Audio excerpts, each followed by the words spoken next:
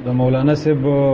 مننم کوم او واقعي چې ځان یم ستړی که او خبرې چې څومره وې نو تقریبا هغه زمونږ چې د نن کم خبره کوونې ده یا ټاپک دی هغه تقریبا چې د کنټرول یا کور یې که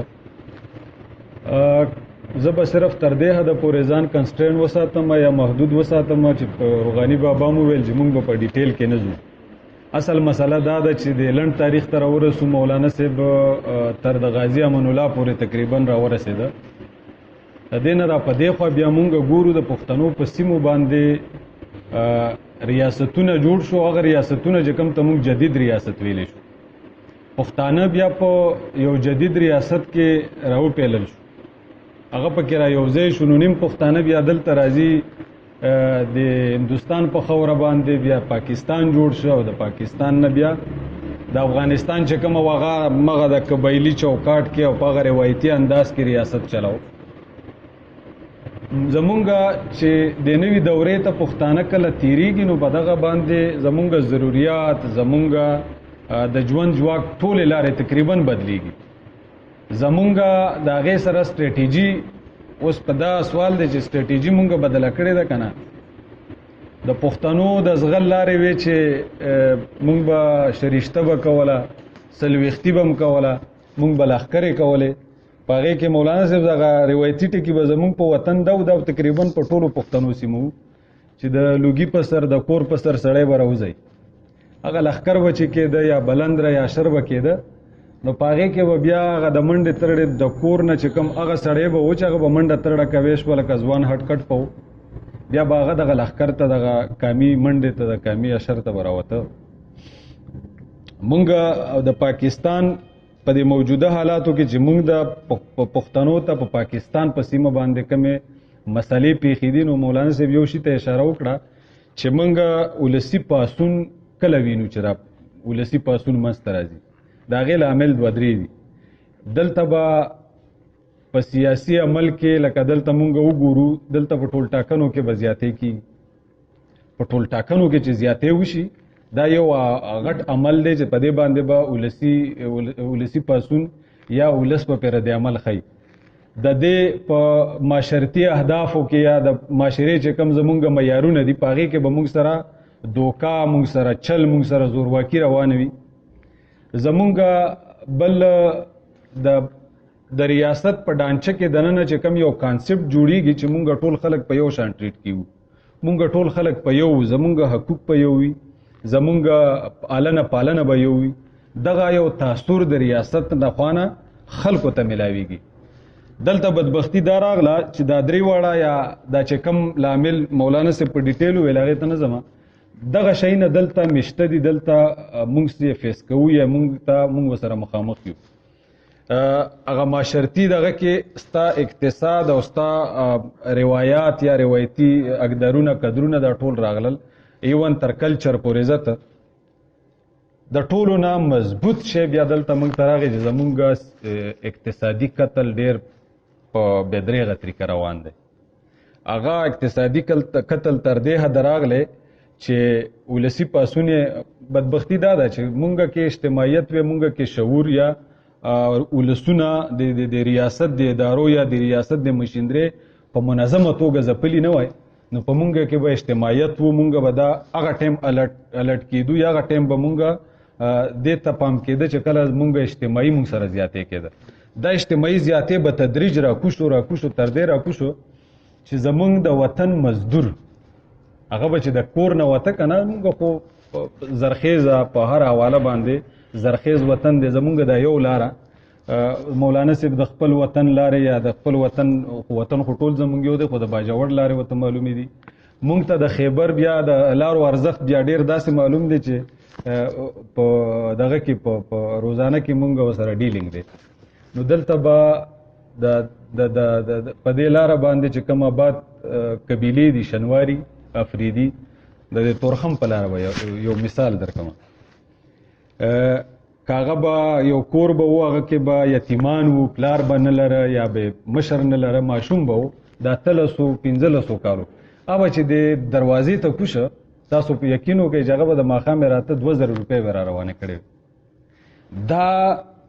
کم زیاتی توی دا کم زیاتی چې دی یا کم بې انصافي چې د ماشي دا دغه حد ته ورسېده چې د کارخانهدارو د سرمایهدارو د کاروباریانو د هغې نه بالکل د خلکو ذاته پورې د هر سړي ذات یې ټچ کړی دی. نو پښتانه په دغه ټیم کې چې محسوسوي نو هغه ولسي پاڅون ته وزرې وهي. ولسي پاڅون مونږ وکته چې د تیرو یا خو مونږ وو 15 کاله مونږ په دې بېدریغه دغه کې وشو، خو په دې کې چې زمونږ ذاتونه ټچ شول او زمونږ ذاتي ګټې وټې دا یو مثال د مولانا صاحب د سواد دغه طرف ته یو مثال کیږي. وایي چې د انګریزان کله راته نو یو اس رالیږلی و د سواد ته، نو وایي دا اس په چې دی په دې پټو کې ګرځېده نو چې د روغاني بابا دغه ته به لاړو پټي ته، نو هغه به د خپل پټي نه وویسته، هغه به بل پټي ته لاړه، د هغې نه به چې بیا بل دغه راغی هغه مالک راغی هغه به وویسته، هغه به بل پټي ته لاړه. اخره کې چې په دې دا سړی راولېږه نو واپس چې دا اس بوته نو وایي چې هغه ورته وایي چې دا اس خو نور هم ښه شوی دی. وایي چې دا وجه څه ده که نه یاره، وایي چې د دې خلکو لکه خپلو کې ربط چې دی هغه نشته، خپلو کې هغه دغه نشته دی، یووالی یا اجتماعیت یا هغه شی نشته، هر سړی په ذات پورې دی. دا وایي د دغه ولسونو د ماتولو یا د دغه منطقو د نیولو دغه لامل و چې په دې خلکو کې په هغه ټایم کې دی. زمونږ د تیرو 20 کالو دا شی راخلو چې په تیرو 20 کالو کې په مونږ کم ناورین را تیر شه، د هر سړي کور ته تقریبا زور ورسېده. اوس دا خو به ګورو چې بیا مونږ ولسي پاڅون ته راځو، خو دا کیسه کېده څنګه دا پکې لږ غونډې معمولي شامله ده. دا کیسه کېده څنګه؟ دا کیسه دلته چونکې مونږ د هغه پښتنو مثال خو راخستی شو، خو لار به تیمومو ایز ا هول مونږ هغه سټپ بای سټپ دلته کمپیر کوي یا تشبیه نشو کوي. دلته د پاکستان په خاوره یا د پاکستان په ریاستي چوکاټ کې دننه چې کم پښتانه په خپلو وطنونو میشته دي، د پاکستان په یو منظمه توګه باندې چې دا ریاستي ډانچه لري، د دې سره یو عجیبه لوبه کړې ده چې هغه ته اوس پښتانه ورخبرېږي چې موږ سره لاسه شوي دي. موږ ته نظام راکړی شه یا د نظام په نامه موږ په دې ریاست کې میشته پاتې شو چې موږ یو نظام لرو، د هغې سره د وفادارۍ موږ لوزونه، د هغې سره موږ اکارډ اف فکسیشن د قبایلو یا د فاټا چې دی، او بیا د بلوچستان راځي، او بیا داسې د چترال راځي، او بیا په 1991 کې دغه زموږ د شمالي ریاستونه چې دي دیر دی او سوات دی، هدې د وفادارۍ حلفونه واخیستل چې موږ د دې ریاست حصه یو. اوس د ریاست دپاره جرنل عام اصول څه دي؟ اول د دې وطن یو آیین دی، عمراني معاهده ده، د ولسونو سره پې متفق دي چې مونږ به د دې لاندې وخت تېرو. د هغې که تاسو وګورئ 4 ارټیکل په هغې کې وایي چې هر سړی د پاکستان ټول وګړي هغه دې قانون دې نظام مخې ته به هغه ټول یو وي، د هغه مرتبه، د هغه رنګ، د هغه سټیټس چې هغه په معاشره کې هر څنګه وي دا به یو وي، ټول مساوي برابر وي. د دې آیین 15 ارټیکل بیا دا وایي چې د دې خلکو د پاکستان د وګړو سره به یو شان چلند کیږي، په قانوني توګه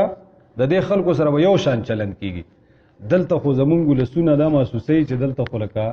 نه مونږ یو ګڼل کیږو د نورو پاکستانیانو په شان، دا یو احساس بیدار شه یا پیدا شه، او دا احساس دومره رالوی شه چې اوس یې مونږ په مختلفو شکلونو کې وینو، هغه په مزاحمتونو راوځي. بل په دې باندې هم دا قانع دي چې مونږ سره یو شان قانوني چلند نه کیږي، هغه مونږ مظاهر ګورو. اوس دا هر څه څنګه کیږي که نه، دا په سیسټمیټک یا په منظم انداز کیږي. د هغې دپاره د دې سره وسایل شته دی، د دې یو نظام شته دی. په هغه نظام کې که زمونږ چېرته ځای کیږي هغه ځای به بیا تاسو ګورئ به مفلوجه وي، د نظام به هغه وینګ یا هغه ځای به مفلوجه چې په کوم کې زمونږ کار روان وي، خو چې په کوم کې مونږ دې ګیرولی شي هغه به ډیرکټ یو. دا اوس نو پښتانه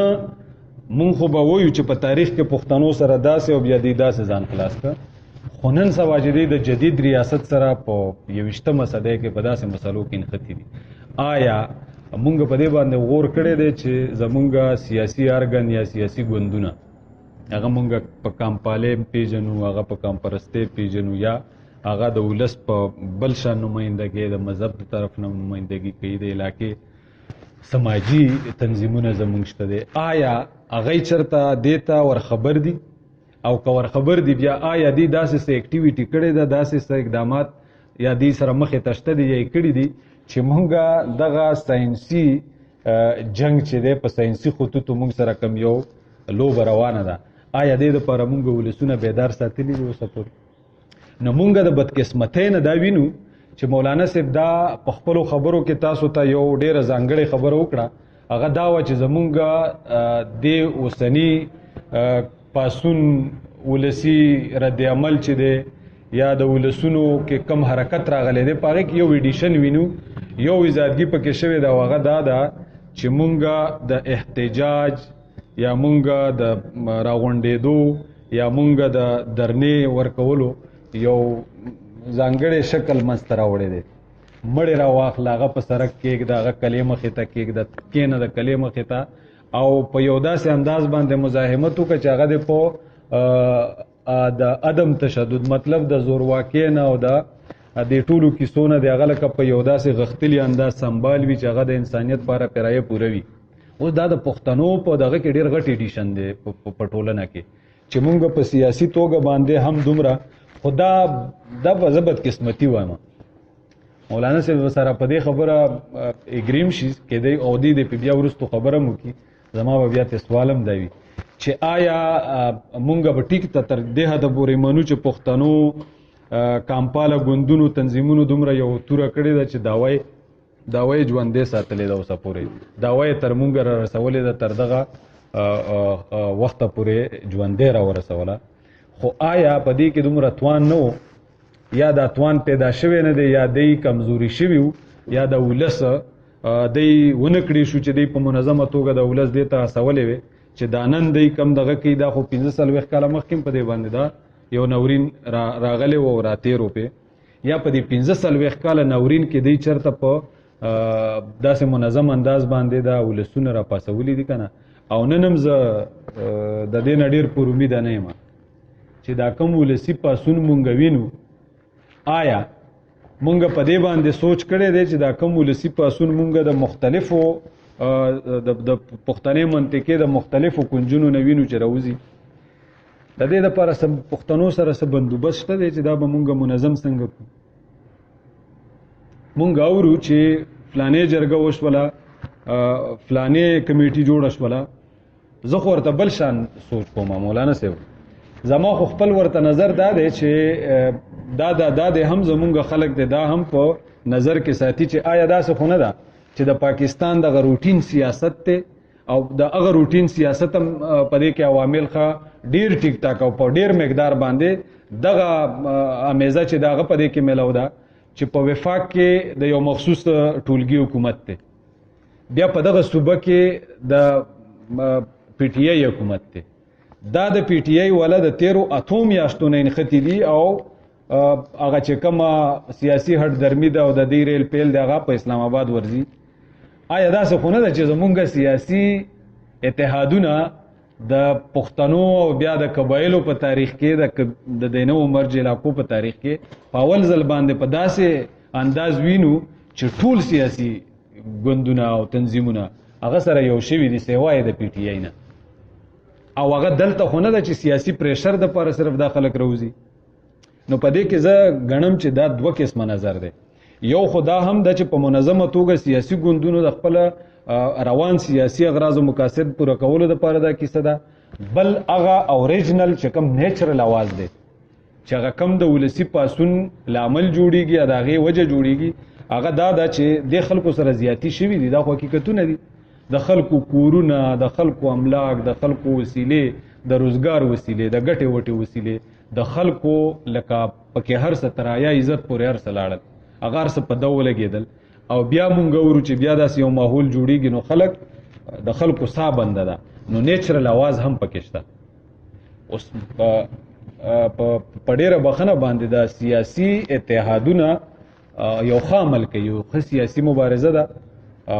پرامنه مبارزه ده او دا وی په ټولنو کې همدغه پکار دی چې مونږ. خو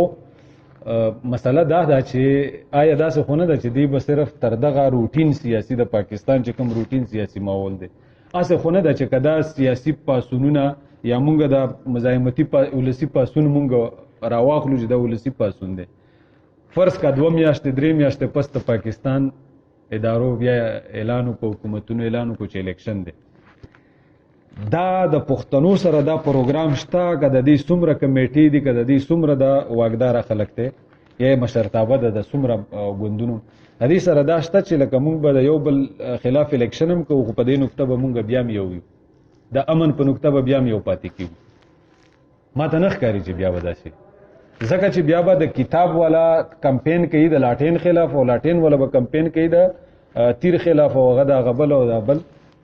نو د منګي والا دا کیسه به ټوله شي. بیا به نه خو به مونږ په علاقو کې خپل سیاسي اتحاد وینو،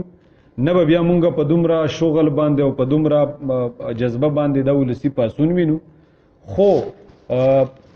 روغانی بابا چې وختي کم ټکی ته اشاره کوله د هغه مطلب دا دی، او دې ته مونږ هم لیواله یو، داسې به ووایو چې لیواله یو ورته چې دا کار خو کوونی دی، دا خو د ثواب کار دی که نه، خلک خو راوتي دي ټولګي خو په هر ځای کې هره قبیله هر کام لکه سینه کوبي کوي او چغې وایي چې بس مونږ لکه وژغورئ، نو مونږ نه غواړو، نه جنګ غواړو. ډېر کامن ټکې ډېر عام ټکې راوتی دی چې دا جنگ کا اصیل دی او کا فرض کا دوکه ده او کا دروغجن دی، دا جنگ کا ډېر مقدسه دی او کا ډېر، خو مونږ په یو حالت کې د جنگ کیسه جوړېدل نه غواړو، بس مونږ جنگ غواړو، نه مونږ من غواړو، نه د دې خوانې نه د دې خوانې ځامن غواړم. یو ډیره عام خبره راوته ده، د دې عام خبره د پاره چې څومره په منظمه طریقه او څومره زر په دې باندې کار پیل شي. او سوال دا دی چې دا کار په پیل کیږي ولې نه؟ خو پر امید زه په دې یو ټکی یم چې دلته یو پلیټ فارم شته، مونږه د ولسونو ته بیا هم لکه لمن غځولی شو، لاسونه وروړې شو او دا راټولولی شو، دغه لاسونه دغه خپې دغه پلیټ فارم مونږ لرو. دا چې کوم مزاحمتي تحریک منځته راغلی دی، د ګوره یو ځانګړتیا دا تاسو به په دې سوچو کوئ مولانا صاحب، یو ځانګړتیا دا لري، دا یو ولسي ګوندونه ټول د تعظیم وړ دي، ځکه چې بیا هم یو د عدم تشدد یو مبارزه ده، هغه سیاسي مبارزه کوي، هغې له به خپل ویټ ورکوو. خو دا یو سیاسي ګوند چې دی د ده سره لږ غونتې یو مسله دا ده چې د دې بل سیاسي ګوند سره نظریاتي اختلاف له دومره هوا ورکړې ده چې هغه په یو نه په بل پاټک باندې دا ټیر پنچرېږي لګیا دی. د دې د یو بل سره اختلافات هغه لکه دغه نه دي، دغه لیول نه دي چې دی د یو حده پورې نه، د یو حد نه لږ تیر دی د یو ځای سره مزل وکړي، نه بس هغه وختي تور وي، ځکه چې هغه ډیفرنسز یا نفرتونه دومره شته په منځ کې. دا یو ځانګړتیا ده د دې تحریک چې دا د یو ګوند سره داسې ډیفرنسز یا اختلافات نه پیدا کړي دي او نه ورسره لري. نو امید هم دا دی چې که د دې ولسي پاسون د راټولولو دپاره هڅه کېږي، نو د هغې دپاره پلیټفارم زما په خیال د ټولو سیاسي ګوندونو به هم دا تابعه بیا اخر هم را جوړېږي چې دا به پی ټي ایم، او که پی ټي ایم دغه کار ونه کړي نو پښتانه دي. نن وختي مو خبره کوله مولانا صاحب په دې باندې ونه غږېده د ځان بچ که چې پښتانه دي نیمې د پنډې اسلام آباد طرف ته خلکو روان کړي دي، نیمې در نریوند ته روان کړي دي. نو په راتلونکې اونۍ کې به چې دی نو دلته په پښتونخوا کې ستا د چرګې حلالولو سړی هم درته میلاو نه شي، بیا به څه کوې، بیا به پاسون چېرته ګورې. آیا داسې خو نه ده چې بیا په منظم شکل باندې ریاست د ریاست هغه کم خلک چې دي لاس وزرې خپې، هغه خلک خو داسې نه ده چې چېرته د دې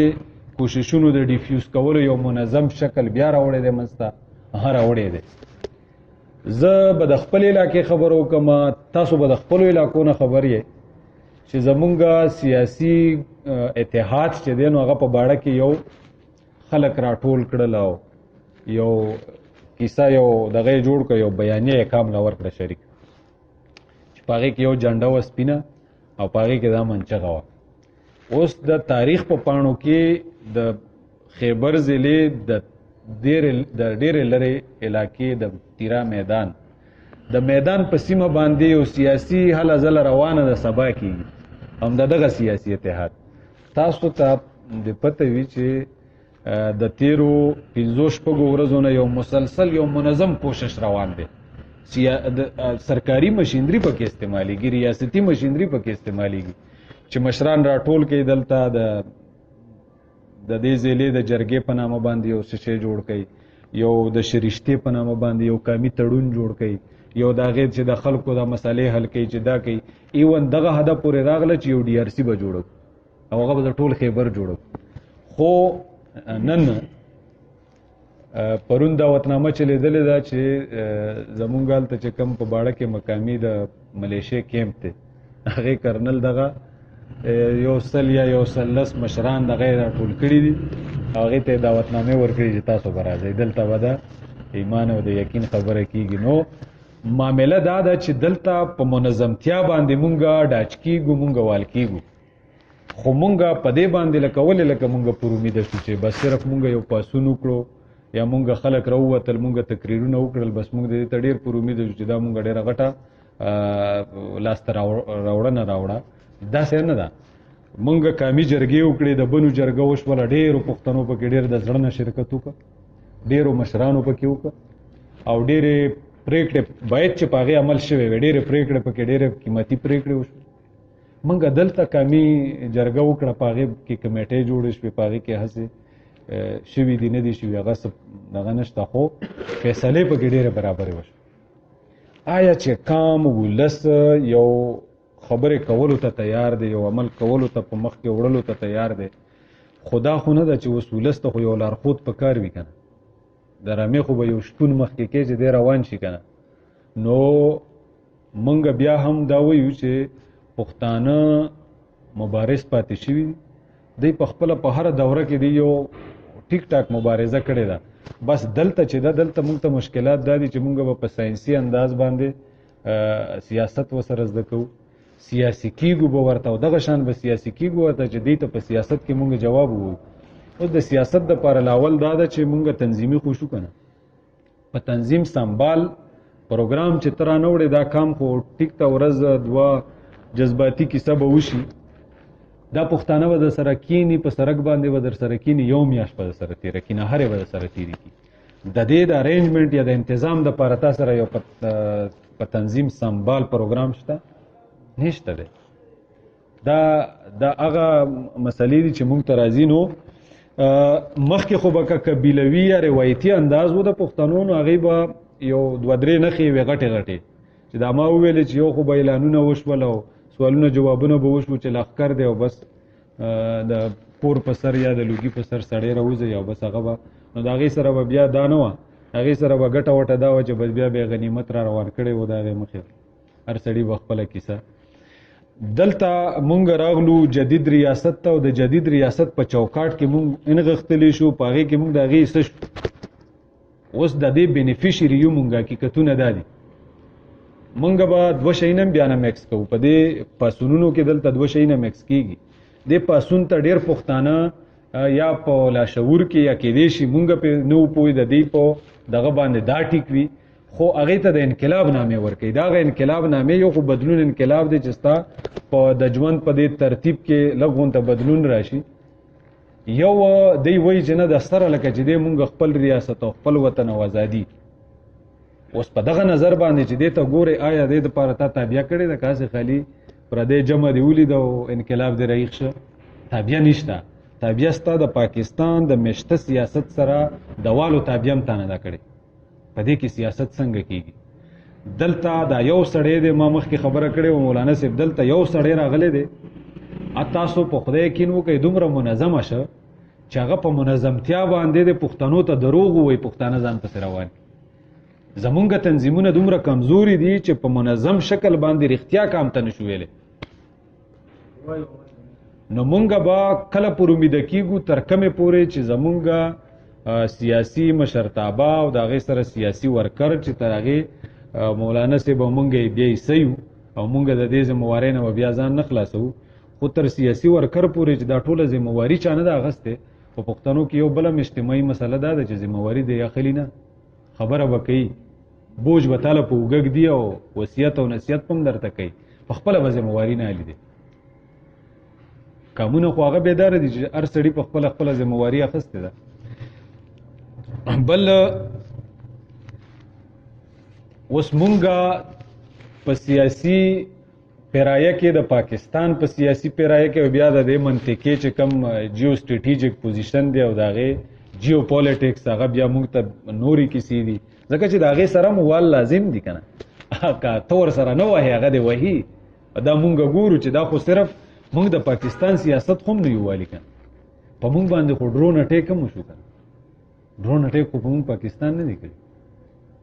نه د پاکستان پکې دا واک اختیار و چې کنې پاکستان به نه غوښتل نو دا به نه کېدل. په مونږ باندې خو د دې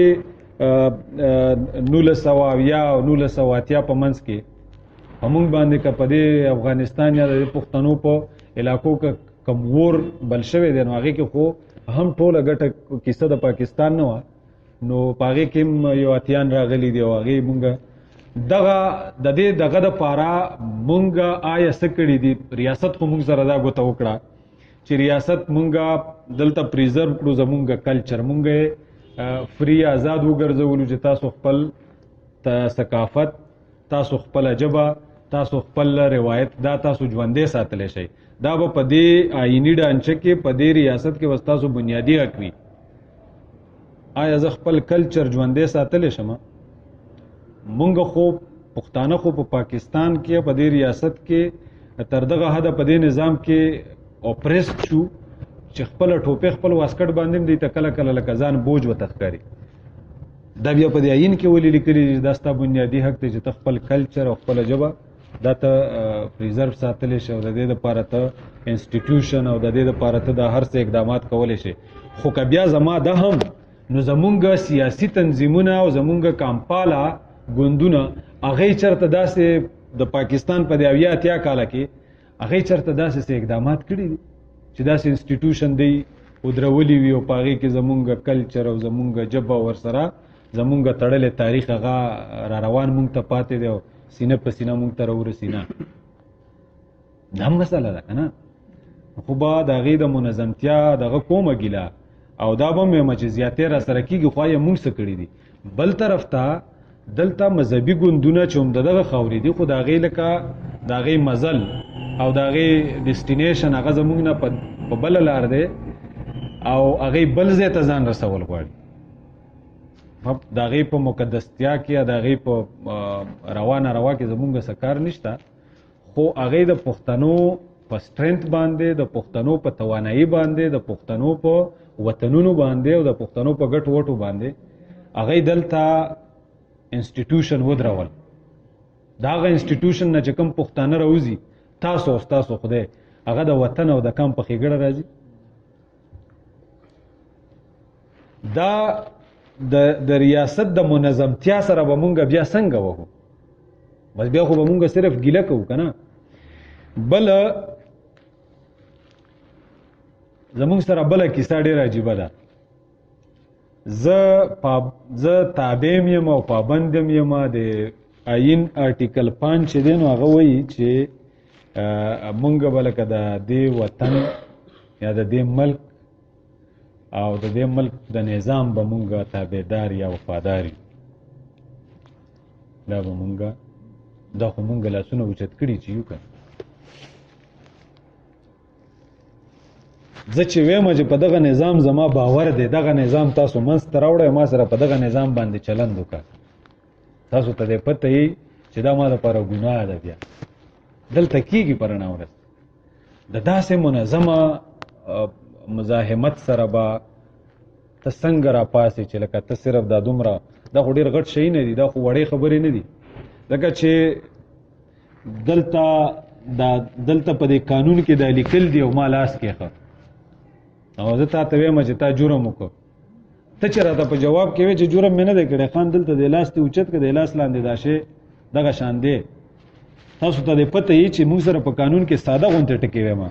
چې ډیر راته وایي چې د الله سوچت کزو ته وایم دا خو ته ګناه کې چې ماته وی چې الله سوچت خیال امراغه دا دلته روانه ده. اول ورځ د غداري یا د سیډیشن سنگینه مقدمه درج په دې خبره چې مونږ ورته وایو چې دا خیر د طلب غونته خوښه دا کیسه زمونږ دل دالو بدلته ده هغه وایي ته ماته دا څه ولې دا خو ته ګناه وکړه لکه دا ساده غونته خبره. نو ښه په دې باندې که بیا د هغې هر څه باوجود پښتانه به څنګه پوهه د هغې هر څه باوجود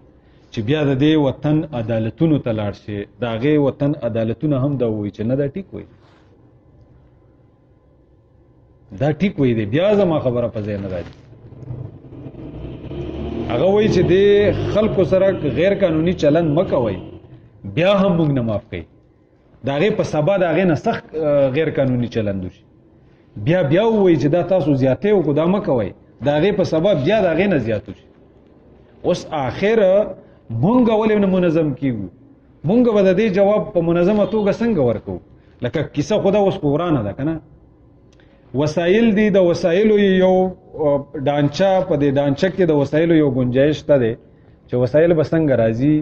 منځ ته به څنګه راځي د دې به استعمال څنګه دی به تقسیم څنګه وي د دې به برخې څنګه وي دا اوس په دې نظام کې شته.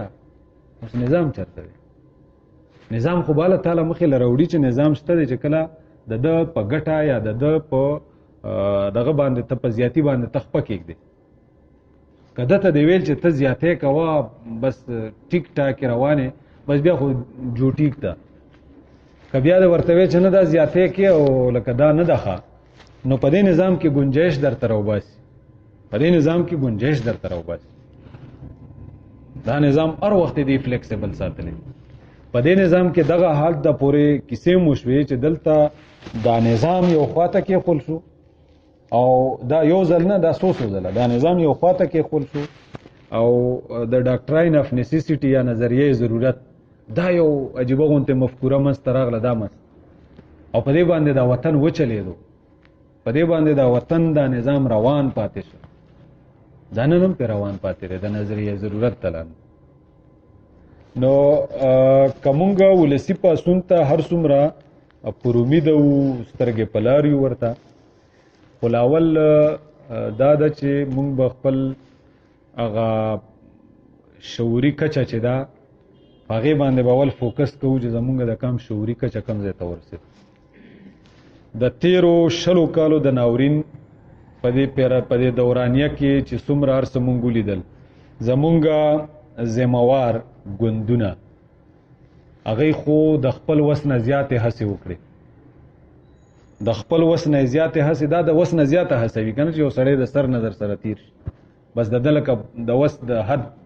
ختم شه به د دې نه زیاته قرباني خو بیا نوره نه ده چې یو سړی د سر نظر سره تیر شي. خو زه بیا هم وایم چې په منظمه توګه باندې که کله بیا مونږ ولسونه د مسلې ته ودرېږي نو هغه د مزاحمتي تحریک د دورانیه چې ده دا مونږ ته نوي شی نه راوړي تاسو د ورته پام دا ځانګړتیا به مونږه مینټین څنګه ساتو بحاله به څنګه ساتو دا به ځان سره روانه څنګه ساتو د دې بل عامل هغه څیزونه وي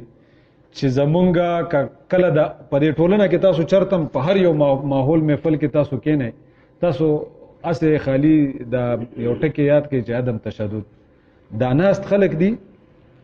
داناست خلکو به یو एकदम یو ذهن لاړ شي چې دا د نېشنل پارټي سره ریلیټډ څه خبره کوي کنه یا د باچا خان بابا دغه د تحریک سره ریلیټډ د ستې دا دغه پیجنګلی دا چې هغه جوړه کړی ده. اوس که تاسو د هغې نه پس ته راځئ ګاندیجي هم دغه شان یو ناروالی و ستیاګرا هغه ټوله فلسفي په دې دوو ټکو کې ده رښتیا او ځان بغیر د عملیات یا بغیر د جنگ جګړې نه ورسوه په مهارت یې ورسوه چې تا دومره پوه شعور وي. دلته مونږ ته په دې نوي ساینسي دوره کې دا ملګري چې کوم خلکو ته شعور ورکوي د هغې سره یو ځانګړې پیژندګلي روانه ده. یہ جو دہشتگردی ہے دغه کیسه چې وشي زمونږ ذهن کم طرف ته ځي एकदम وار اکانومي ټکي چې یاد شي زمونږ ډالري جنگونه ټکي چې څوک په ټولنه کې دغه کې خلکو ذهن کم طرف ته چې دا एकदम بدرته وي چې لکه ته خود فلانی کیسه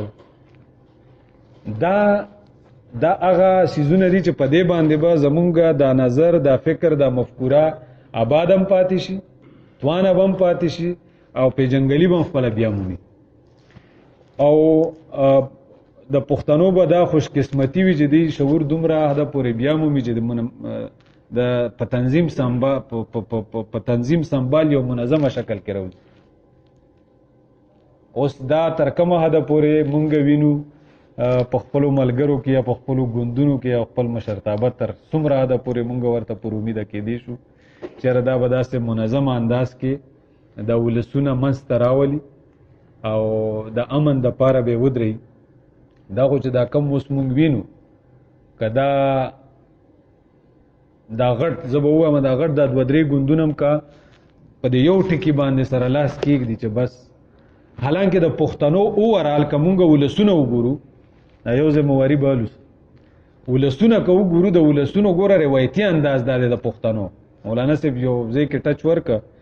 چې زمونږه کله کامن مسله راشي کنه مشترکه مسله په مونږ راشي مونږ بیا نظریاتي فکری او دغه نور اختلافات دا چې دي دا مونږ سره یو خواته کېږدو مونږ بیا هغه مسلې ته سره ټول یو کېږو دا تاریخ ژوندی پروت دی زمونږ په ډېرو ډېرو موقعو باندې دا پښتانه دا کورونه قبیلې دا سره یو شوي زمونږ به د وزیرو طرف ته ورته څلوېښتي وایي څلوېښتي یا هغې ستا هغه کامي تړون دی زمونږ طرف ته شریشته ستاسو طرف ته چوتار څه وایي تاسو طرف ته که کامي تړون چېرته په روایتي انداز راته هغه لښکرې وایي چې کوې نو په دې کې به دې بیا دا وویلې چې ذاتي دشمنۍ او ذاتي وټ کټ چې دی هغه ستاسو بس د دومره وخت دپاره لکه سسپینډ تاسو به دغه کار ته ودرېږئ دا یو کاز به و دا خو په ولسونو کې دا ترتیب شته په دې باندې موږ فکر کړی زموږ مشرتابه ولې په دې باندې کنفیوز دي سر په دې څه چل دی موږ ولې بیا پر امید شو دومره کا د امید ما چې وویل د امید صرف موږ سره یو آپشن دی او دغه آپشن به موږ دا به تر هغې پورې زموږ سره وي چې تر کومې پورې دا په دې ګوندیز سیاست کې د نیوټرل یا دغه پاتې شي لکه کار پکې ونه لري که په ګوندي سیاست باندې دی ورلاهو شو نو بیا د کام او مغه یو دغه کې دی شي چې دا کا ګوندي سیاست مونږ ولسی پاسون بنیاد ګرځو نو زما بیا دغه یو دغه دی چې ټول ټاکنې د اعلان شي په ټول ټاکنو کې هم که زموږ د اتحاد بحال پاتې شو تر دې حده پورې چې د امن او د علاقې د ژغورنې تر دې حده پورې که زموږ د اتحاد پاتې شي بیا خو به مونږ کامیابي بیا مومو او کنی دا وختي تور باندې نو په وختي تور باندې زه نه ګڼم چې سوای د دغه یو حیثیت نه چې ته ووایې چې زه نه پارلماني یم نه سیاسي یم او نه فلانې پارټي او نه فلانې ګوند او نه فلانې تنظیم بس زه د دې خاورې بچی یم او د دې خاورې د امن دپاره په دې یو حیثیت راځم نو د هغې دپاره به بیا مونږ هم هغه ترتیبونه ګورو چې په کم ترتیب باندې به د سوات نه باجوړ د سوات نه واخله تر وزیرستان او تر کویټې پورې خلک دا به مونږ څنګه بیا په یو ټاټوبي راټولو